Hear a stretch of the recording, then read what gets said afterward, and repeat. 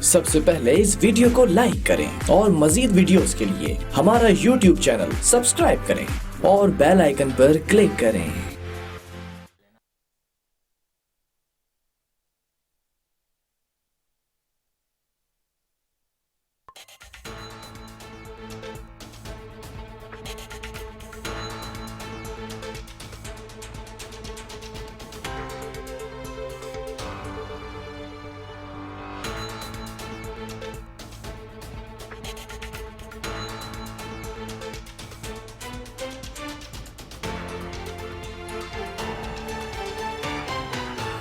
अस्सलाम वालेकुम नाज़रीन, प्रोग्राम कराची टुडे और मैं हूं आपका मेज़बान बिलाल खान। आज के इलेक्ट्रिक के ऊपर ख़ास तौर पर बात की जाएगी। एक वाक़या भी रोनुमा हुआ डिफेंस में के इलेक्ट्रिक के सब जो स्टेशन है उसमें जो टेंशन लाइन थी, हाई टेंशन लाइन, उसमें करंट लगने से एक शख्स जो जाबाक हुआ है। और चीफ जस्टिस पाकिस्तान जस्टिस गुलजार साहब ने के इलेक्ट्रिक के तफसीली ऑडिट का भी हुक्म दे दिया है और ख़ासा आड़े हाथों लिया। काफ़ी बरहम नज़र आए। हमने देखा कि कल मेयर कराची की बात कर ली जाए, फिर या कमिश्नर कराची की बात कर ली जाए, तो उन पर भी गुज़िश्ता दिनों में काफ़ी बरहमी का इजहार किया। और आज के इलेक्ट्रिक के ऑडिट का भी कह दिया और ये कहा गया है कि तो अर्थ वायर थी वो भी कहीं शहर में पोल्स के साथ नज़र नहीं आती, उसका भी ऑडिट किया जाए। कितनी तारें निकाली गई, कितने पोल्स लगाए गए, तमाम चीज़ों का ऑडिट हो। और ख़ास तौर पर यह कह दिया गया है कि 1 मिनट की भी लोड शेडिंग नहीं होनी चाहिए। उसके बावजूद भी लोड शेडिंग हम देखने के होती नज़र आ रही है। ऐसा लगता है कि किसी खातिर में नहीं लाया गया है कि इलेक्ट्रिक ने सुनी अनसुनी कर दी है। जबकि सीईओ भी मौजूद थे और नेपरा से भी सवालात किए गए हैं कि नेपरा इसके ऊपर क्या कर रहा है।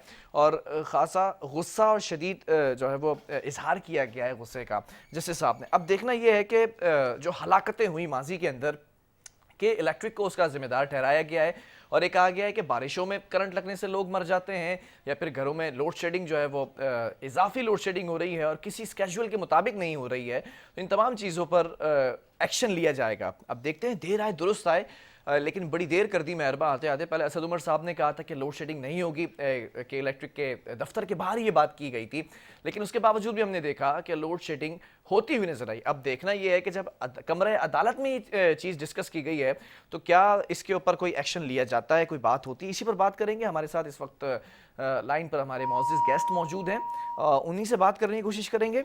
और चीफ जस्टिस पाकिस्तान जस्टिस गुलजार अहमद साहब इस वक्त मैं देखता हूँ कि काफ़ी एक्टिव नज़र आ रहे हैं और जो उनकी एक्टिवनेस है वो ख़ास तौर पर कराची के ऊपर ज़्यादा नज़र आ रही है।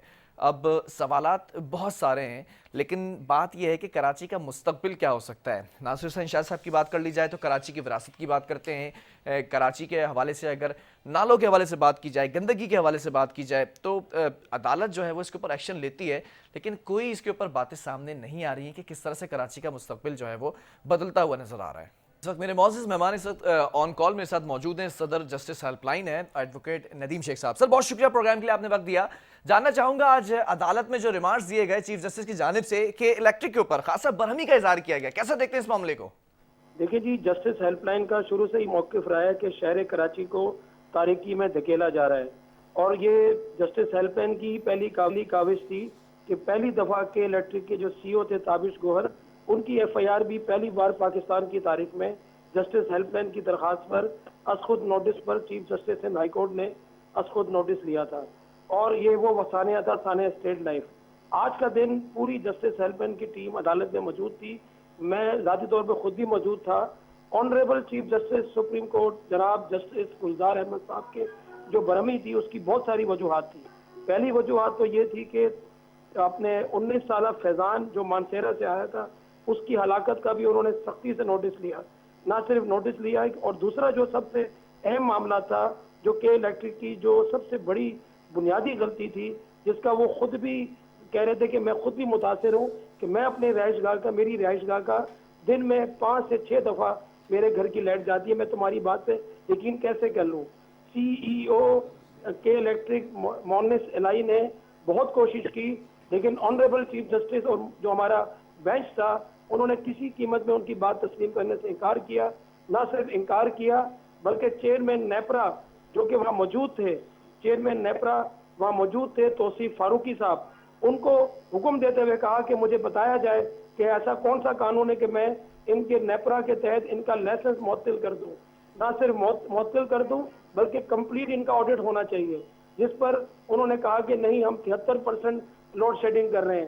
انہوں نے کہا کہ KAC کو دوبارہ بحال کرنے کا آج میں حکم صادر کر سکتا ہوں. ایک بات اور آنریبل چیف جسٹس نے کہی کہ 10 سال پہلے ہم نے آپ کو, ہمارے حکومت نے آپ کو کہ الیکٹرک اس لیے نہیں دیا تھا کہ آپ لوڈ شیڈنگ کریں, جبکہ گورنمنٹ نے اس بنیاد پر آپ کے ساتھ ٹیرف ایگریمنٹ کیے تھے کہ آپ یہ انشور کریں کہ شہر کراچی میں کبھی بجلی نہیں جائے گی. ایک اور بات انہوں نے بتائی کہ میں ذاتی طور پر میں نے وزٹ کیا شہر فیصل کا, نہ صرف شہر فیصل بلکہ جو وائر ہے, وائروں کے اندر تانبے کی چوری اور دیگر چوری میں بھی کہ الیکٹرک کے تمام لوگ ملوث ہیں. نہیں تو ندیم صاحب اس کا متبادل کیا ہو سکتا ہے؟ نیپرا سے بھی پوچھا گیا, تو کیا سمجھتے ہیں کیا ہوگا پھر کہ الیکٹرک کا متبادل؟ بالکل ہو سکتا ہے. دیکھیں جب KAC موجود تھی تب بھی تو یہ مشکلات ساتھ ساتھ چل رہی تھی, لیکن کم سے کم کنٹرولنگ نظام تو ہمارے پاس تھا نا. آج انہوں کا ایک اور بھی بڑا عدالتی بڑا ریمارکس ہے کہ اگر ایک بندہ بجلی کا بل نہیں بھر رہا تو پورے علاقے کی بجلی آپ کس قانون سے کاٹ سکتے ہیں. دیکھیں متبادل کی بات جب کی جاتی ہے کہ جب کوئی ہمارے پاس آپشنز نہ ہو. کہ الیکٹرک کے جو رویہ ہے وہ آپ خود مجھ سے زیادہ جانتے ہیں, اور K21 نے اس سے قبل بھی کئی پروگرام منعقد کیے ہیں. آپ خود دیکھیں کہ شہر کراچی کے لوگ کس طرح پس رہے ہیں, اور گھروں میں بھتے کی صورت پہ آپ کے ہمارے گھروں میں بھتے کی صورت میں کہ الیکٹرک بل بھیج رہی ہے. آپ خود انصاف کریں کہ کیا یہ تمام چیزوں پہ کوئی کنٹرولنگ نظام نہیں تو سر یہ جو پوچھا گیا کہ کتنی تاریں لگائی گئی, ہر قسم کا مکمل حساب لیا جائے گا, کیا سمجھتے ہیں جو کاپر وائرز اتار کے سلور وائرز لگائی گئی ہیں تو اس کا کیا, اس کا آلٹرنیٹ کیا ہے؟ اس کو کیسے مسئلے کو حل کیا جا سکتا ہے؟ اس کا آلٹرنیٹ یہ ہے کہ ان سب کے نام علم میں ڈالے جائیں. انہوں نے ایک اور بھی ریمارکس دیے. انہوں نے کہا کہ عدالتی آبزرویشن ہے کہ جتنا انہوں نے کمائے ان کے جرمانے کیے جائیں, اور انہوں نے بیگ بھر بھر کے پیسہ منتقل کیا. یہ بھی عدالتی ریمارکس تھے جس پر مونس جو صاحب تھے الوی صاحب, ان کے پاس کوئی جواب نہیں تھا. عدالت نے ان کو کہا کہ آپ عدالت کو مس لیڈ نہ کریں, عدالت تمام چیزیں سمجھتی ہے اور متبادل کے طور پر ہم تمام آپشن پہ غور کریں گے. اس حوالے سے نیپرا چیئرمین کو سختی سے ہدایت کی گئی ہے کہ 13 اگست کی سماعت اٹینڈ کریں, جبکہ چیئرمین نیپرا نے کہا کہ میں جو ڈیم بن رہا ہے اس ڈیم کا میرا بہت امپورٹنٹ وزٹ ہے. آنریبل چیف جسٹس جناب جسٹس گلزار صاحب نے کہا نہیں, ہم آپ کو کسی بھی صورت میں نہیں جانے دیں گے.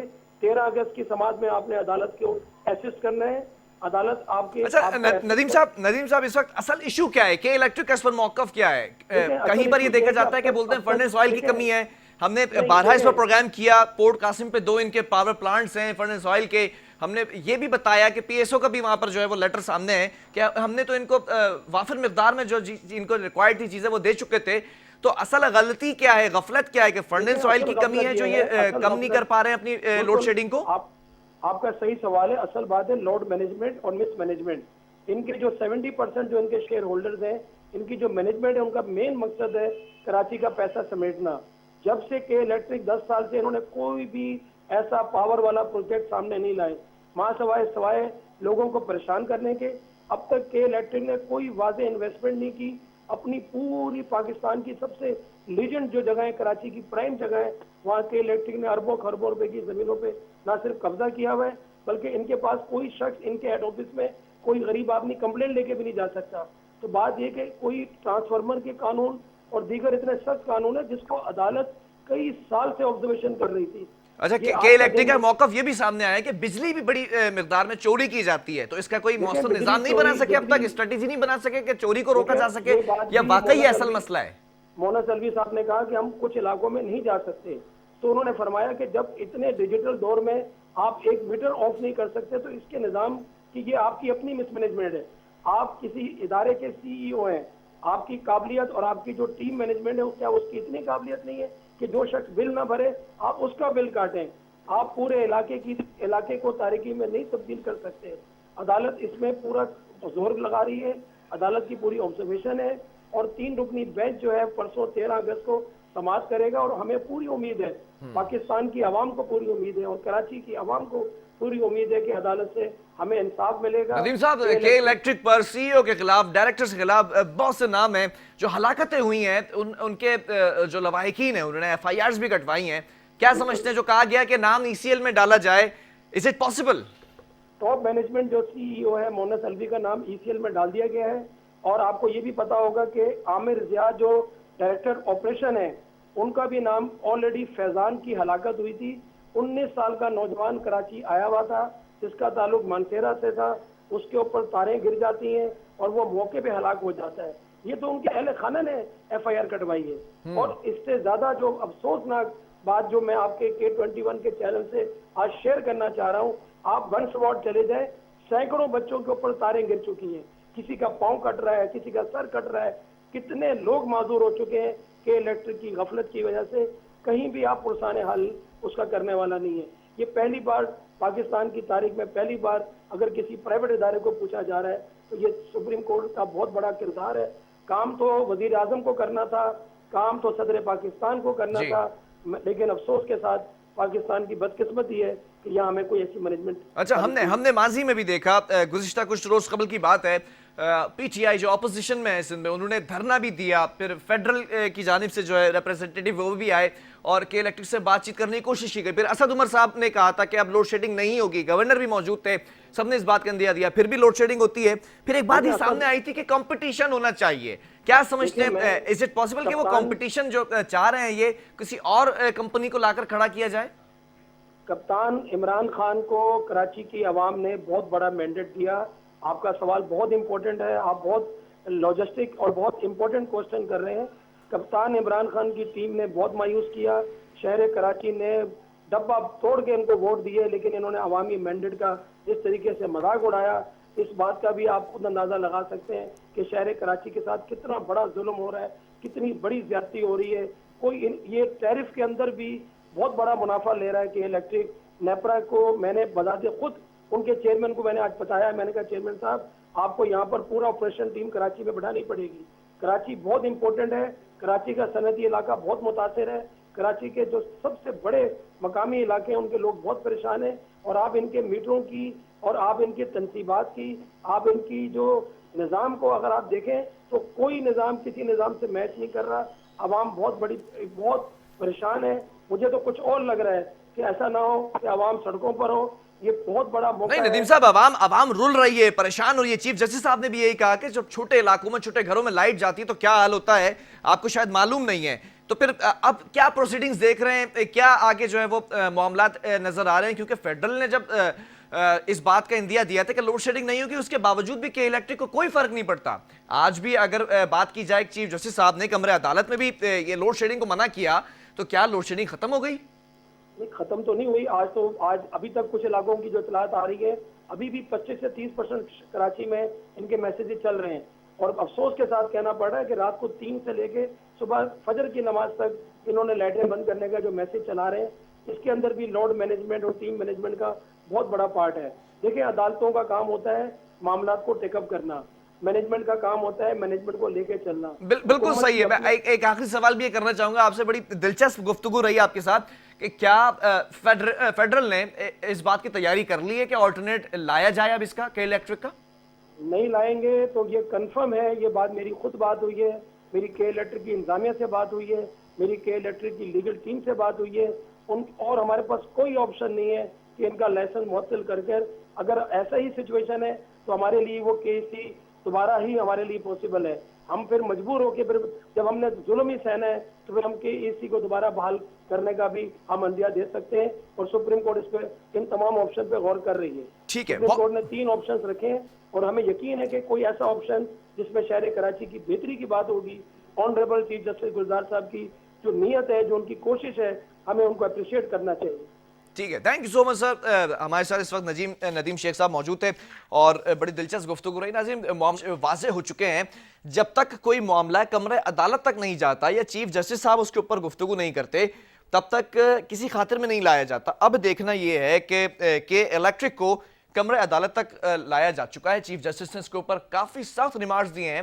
آگے ہوتا کیا ہے کہ الیکٹرک کا متبادل لایا جاتا ہے, آلٹرنیٹ لانے کی تیاری کی جا رہی ہے, نیپرا لائسنس کینسل کرتا ہے, یا پھر کہ الیکٹرک اپنے معاملات درست کر لے گا. بہرحال یہاں پر ایک وقفہ لیں گے, اس کے بعد کراچی کی صورتحال پہ بات کریں گے.